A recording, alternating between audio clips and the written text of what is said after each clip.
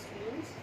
Welcome to the new lecture. This is our ninth lecture of the business studies, and today the topic is the principle of management given by the Henry Ford. Now, being in a commerce student, it is very important to know about these principles. These principles are basically the base of your management.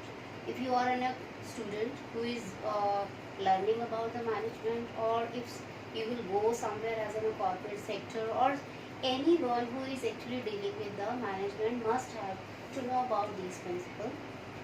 These are the basic principles of management, and it is as given by the Henry Ford, and these basic principles are total in a 14 in number.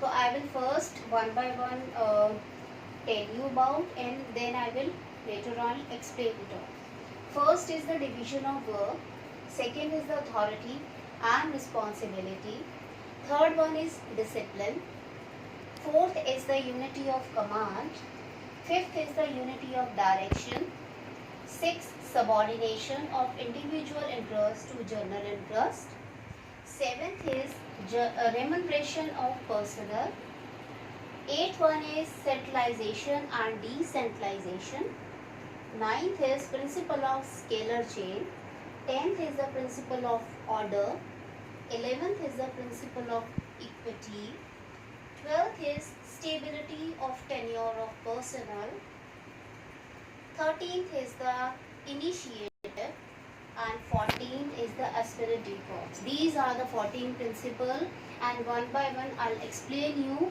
And these 14 principles are basically, you can say, is in a general guidelines how you do the management. So first of all, according to the first principle, that is the division of work. Now division of work means the work should be divided into small tasks. See, the work is divided into the small tasks for a unit instead of assigning the whole work to a one person. According to the Henry Ford, he has a suggestion that work should not be loaded to the only a one person, or work should not be loaded on a one head. It means instead of loading a one head, the work should be divided into a small task or a unit. It means that the work should be assigned according to the capacities, qualification and experience. So the work should be divided according to the person's capacity, their qualification and also the experience, because past experiences also count. And the next is the repetition of work leads to perfection and specialization, and also improve efficiency. So what will be the result of the division of the work is, it means it will actually when we repeat some work again and again, it means we actually develop the skill on that work. So it means that we also be professional of doing that work. So it means that repetition of work lead the perfection, and also the specialization in the task or in the work. Also it leads or improve the efficiency. When the same work, if you get any work, and first you will do that work in a 20 minutes. When you do it in the second time, you may have to just have in a 15 minutes. As soon as you will do the same work again and again, your time of completion of work will go below, down and down. So here also it means that the efficiency of your work is going to be increased. And also division of work means it has a basis of delegation of concept. It means the work is once is get to the manager has to delegate its work to the other people, the subordinate. So it means that we can say that it is actually the base of the concept of the delegation. Now come to the second principle, that is authority and responsibility. Authority and responsibility. First of all, you should know about what is the meaning of authority and what is the meaning of the responsibility. Now authority means the power to do something, power to do or take a decision, whereas the responsibility means you are accountable to, or you are obliged to do some work. So both are very important. Being a manager, if you are just giving the task to somebody or the subordinate, it means you are not only giving the task, you are actually giving the authority to that very person to perform that task. So it means that in that task you are giving the authority and also the responsibility to that very person. So it means that authority means power to take decisions and responsibility means obligation to complete the job. There must be a parity between these two. It means that according to this principle, although the responsible and the authority are given to the person, but there should be the parity. Parity means there should be the equal or a right combination of the authority and responsibility. More authority or less responsibility cause the work will not perform by that very person. That's a subordinate or employee, like I have a lot of authority, or on the other hand less responsibility and the less authority and more responsibility also not good. So there should be the parity, or there should be the right combination of the authority and responsibility. It means that there must be the parity between these two. Allocation of authority as per work assigned to individual. Now it is very important that the authority should be allocated properly. Now next is the third your principle is principle of discipline.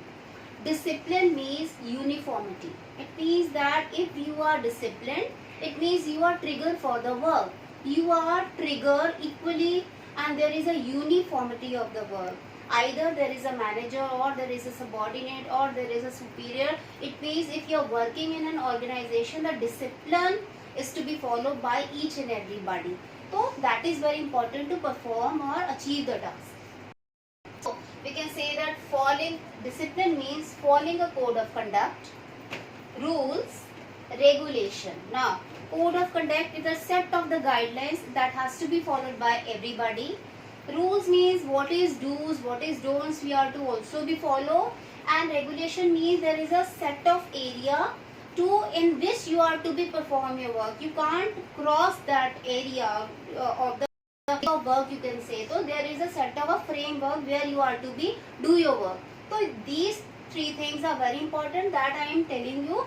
That is a code of conduct, rules and regulations. Now clear and fair agreement between the superior and subordinate. It means in the discipline there is a clarity of the duties and responsibilities of the superior and subordinate. Each and everybody are clear about their duties, are clear about the discipline. Each and everybody has to follow the discipline and there should be the uniformity of the work. Meeting commitment of all levels. It means that everybody is disciplined. It doesn't mean that the lower person who is working under the superior or under the supervisor or a labor class person has to follow the discipline. Discipline means it is for the all. It is from the middle level, lower level, or wherever who is working in the organization must follow the discipline. Next is the judicious applicability of the penalty. It means in the contrary, if somebody is not following the discipline, there should be also penalty, so that if some person or one person is not obeying the discipline, he has to be penalized, so that everybody who are actually seeing that person must take a lesson from that person. Next is the unity of command. This is a fourth principle of the management, unity of command. It means the employee should receive one order from one boss. That is very, very important. The employee should not be receiving the order from the multiple bosses. It means there should be a one boss from that person the employee should receive the order. It means according to it, employee should receive one order from one boss and accountable for one superior only. More than one boss confuse the subordinate, no ego clash. It means that if the employee is just getting getting the order from a one boss, he will not confuse to whom he should go first. It means that it is also very useful and there will be the less ego clashes. If you are just giving the report and getting the order from a one boss, that subordinate will be clear about to whom he has to it also improves the efficiency. So the unity of command leads to improve the efficiency. Next is the unity of direction. Now unity of direction means one unit means one plan. It means that each and everybody who is in organization has to follow that plan. So it means that effort of all the employee must be directed towards a one common goal. There is no multiple goal. Like if you are working, either you are a manager or a superior or a subordinate or a labor class, if you are working in a one plan, you are actually working for one plan. There is no other extra plan for you. You all are to be work under a one plan. So that means the unity of direction means it is a unification of efforts toward one direction.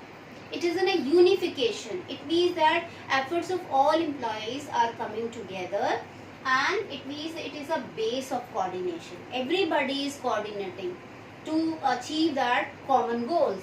Now next is the subordination of individual interest to general interest.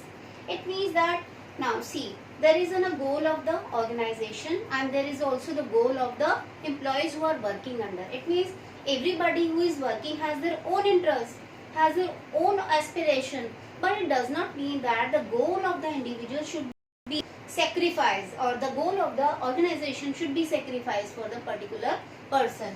Here means the interest of organization must be supersede the interest of individual.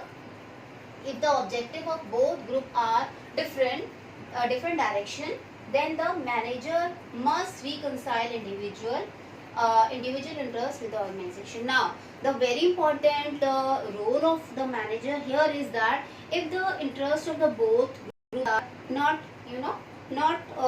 matching, it means that the organization goal and the subordinate goals are different, then it is only the manager who is acting as a link pin or a middleman to channelize the subordinate interest with the organizational interest. So it means that if the objective of the both group are different direction, then manager must reconcile the individual interest with the organization. Firm goal is important. Here the firm's goal is important. So next is try to achieve the personal goal but not sacrificing the organization goal. Here means that we can convince the subordinate to achieve their goal also, but here it doesn't mean that we have to sacrifice the organization goal. Next is the remuneration of a person. It is very important principle of management, as remuneration plays a very important role to trigger the employees, because it is only the remuneration. Remuneration means the salary, the wages. It means it is a kind of the compensation on behalf of their work the subordinate are giving. It means that pay fair and adequate remuneration which would at least give a reasonable standard of living. Now remuneration to the person means the employees should be given the fair and adequate remuneration. Okay, now fair means what? Fair means the financial capacity of the firm. If the financial capacity of the firm is good, they should give the good wages, the high wages, and also the minimum wage rate. What is according to the government laws, labor law, at least the wage rate should be conciled with that. And also on the competitors strategy, how much the competitor of your organization or your rivals, how much they are giving, you have to also concerned about. So these are the yardstick to calculate your wages, or to on the basis of these yardstick you can decide the wage policy.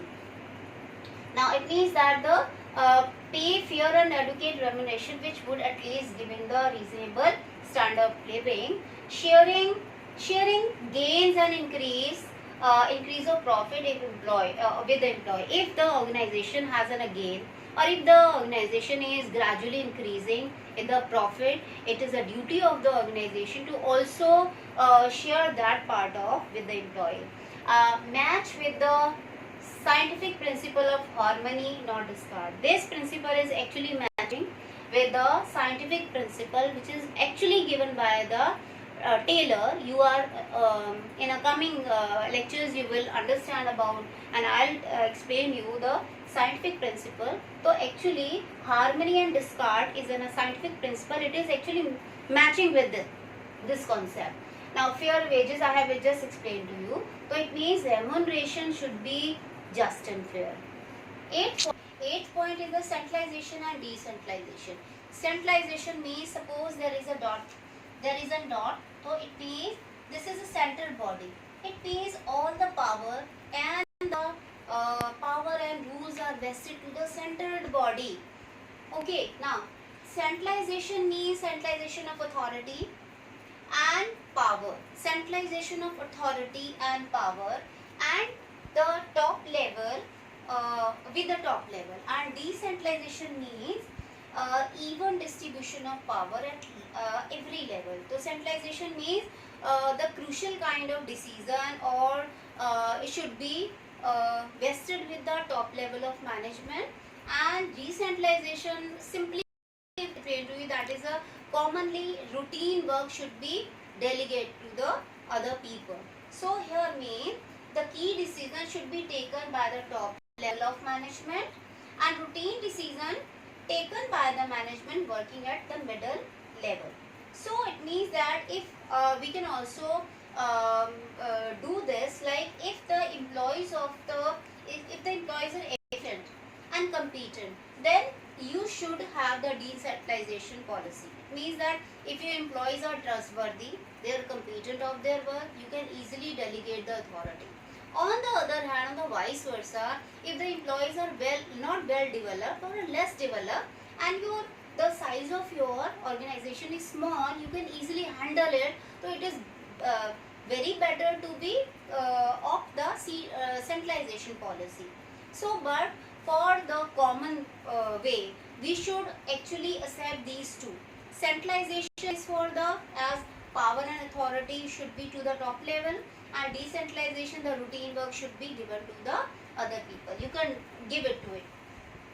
Next is the 9th, that is the principle of scalar chain. Now the word is scalar. Scalar means the scale. The scale means 1, 2, 3, 4. You know how you use it now. So it means that in the organization there is a scalar chain. It means from the top level of management, then to the bottom, one by one, the authority is going delegating one by one. So it means according to this chain, all the information should be go pass through to each and every link of the chain. You can't jump over it. It means the line of authority from higher to lower. The scalar chain means the line of authority from higher to the lower. This chain must be followed strictly. This chain must be followed strictly. You can't jump over. Every information must be passes through every key of the chain, and skipping any of keys should not be allowed. Next is report. It means that report to the immediate boss. Every subordinate has to report to the immediate boss. It means take order from immediate boss and give order to the immediate subordinate. You can't jump out, you can't jump to the down. You have to consult with your upper boss and also your subordinate. Now next is the only for urgent information the chain can be broken through gang plan. If there is a out of the box, if there is a more urgency, only then you can broke this chain, and this chain can be with the help of the gang plank. Now come to the 10th one, that is the principle of order. Now order doesn't mean here that the command by the boss. Order means the orderly arrangement of men and material. So it means it does not mean command but orderly arrangement of men and material. Here it means fixed and right place for every employee, which is called the social order, and fixed and right place for the material, which is called material order. Smooth and systematic working. It create the smooth and systematic working. It result in no waste of the of time in searching. So principle of order actually take your actually what it does with you, it means it result in no waste of the time, and in searching or finding something. Either we talk about a person or we talk about the material. So everything you will get at the time. Next is the principle of equality. Equality means, equality doesn't mean that if a peon or a superior having the same salary. Here equality means the fair, kind and just treatment of employee. Every employee in the organization must be treated with a kind way, with a justified way. And also equity, I have told you that doesn't mean that the same salary to the every person. So it means that, but it is application of same disciplinary rule and regulation irrespective to their grade, position and gender. Now it means no discrimination of employee on the basis of the caste and creed also. Some policies, same policies and rule and regulation should be for the all. It doesn't mean that if there is a superior, then the rule will be different, or if we are talking about the labor class, the rule will be different. It means the rule and regulation are same for the all. Now come to the 12th, that is the stability of tenure and personnel. When an employee is just come to the organization, he has also the view about that he has to he has a mind about the security, that whether this organization is giving me the security of the coming year. So it means that it refers to the frequent termination and transfer. It means that this principle actually refer to the no frequent termination and also transfer. So this rule is actually avoiding that. Because it provides job security, this principle is actually enhancing your job security. It leads the wastage of resources to training an employee if the transfer of the termination are frequent. So if there is a transfer and termination are frequent, it actually leads the more wastage of the time and the money. So not only the turnover, but the transfer should be avoided, because it takes some time to settle on the job and also create frustration and dissatisfaction among the employee. So if you transfer any employee, it takes a time to settle that employee with their family. So also it creates a dissatisfaction. So to avoid that, it should be better to give the job security and should avoid the transfer and termination. Now the 13th principle is the principle of initiative. Now initiative means employee in the organization must be given an opportunity to take some initiative in making and executing the plan. It's not only the duty of the manager to make a plan. There may be the manager must also be initiate the employees who is working under to just for the suggestion and new ideas. So here it means that the executive, it gives the immense satisfaction to the employee. So manager must welcome the suggestion and idea before framing the plan. Now keep motivation spirit of employee. It actually enhance the motivation spirit of employee high, and also develop the feeling of belongingness. Now it is a manager who actually create the cordial relation with the employee, and it is very important for the work. If you are giving your employees or showing the love and care to your employees, you can get more work, the 100% work from them. So next is the esprit de corps. Now esprit de corps means management must encourage and promote the team spirit. It's very important. Unity of harmony. It means that management must encourage and promote the team of spirit, unity and harmony. That is very important.